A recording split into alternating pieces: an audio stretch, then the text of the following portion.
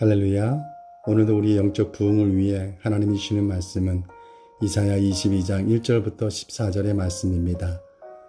오늘 본문은 BC 701년 아수르의 위협으로부터 벗어난 유다가 여전히 회개하지 않자 하나님이 더 강한 대적을 통해 예루살렘을 심판하시겠다는 경고의 말씀입니다.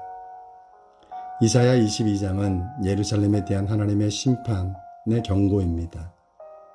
21장까지는 열방에 대한 심판의 경고가 기록되어져 있습니다. 그리고 23장도 열방 두로에 관한 심판 경고의 내용이 기록되어져 있습니다. 그런데 왜 갑작스럽게 이제 22장에서는 선민 남유다의 수도인 예루살렘에 대한 경고를 다루고 있는 것일까요? 아마도 하나님의 백성이라도 죄를 범하면 하나님의 심판을 피하지 못한다는 경각심을 심어주기 위함일 거라고 생각합니다. 그런데 연이어 열방에 대한 하나님의 심판이 계속되면서 하나님의 선민 유다 백성들은 자신들은 하나님으로부터 택함받은 백성이므로 절대 하나님이 우리를 심판하지 않으실 거야 라는 오해를 가졌을지도 모릅니다. 그래서 하나님을 신뢰하지 않고 공격하지 않아도 또한 어차피 죽을 인생 먹고 마시는 타락한 인생을 살면 어때?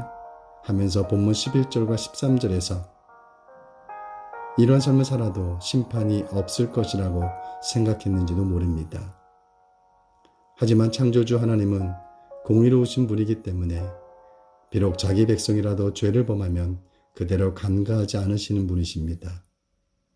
따라서 이사야는 유다 사람들의 오해를 수정시키고 그들 역시 죄를 범한 자들로서 하나님의 심판으로부터 예외되지 않는다는 것을 경고하고자 열방에 대한 심판 경고의 중간에 예루살렘에 대한 심판의 경고를 언급한 것입니다.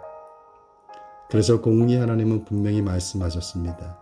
14절에 만군의 여호와께서 친히 내 귀에 들려 이르시되 진실로 이 죄악은 너희가 죽기까지 용서하지 못하리라 하셨느니라. 주 만군의 여호와의 말씀이니라. 이렇게 하나님의 백성이라도 죄를 범하면 하나님의 심판을 피하지 못합니다. 예수 믿고 구원받은 자일지라도 죄를 지으면 하나님의 심판에서 자유로울 수 없습니다.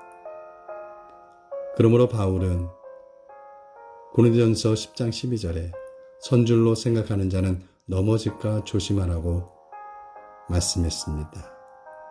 이는 곧 자신의 신앙을 점검하여 교만하지 말고 늘 겸손하게 하나님을 인정하고 섬기며 하나님의 영광을 위해 거룩한 신앙적 태도의 삶을 유지하라는 것입니다.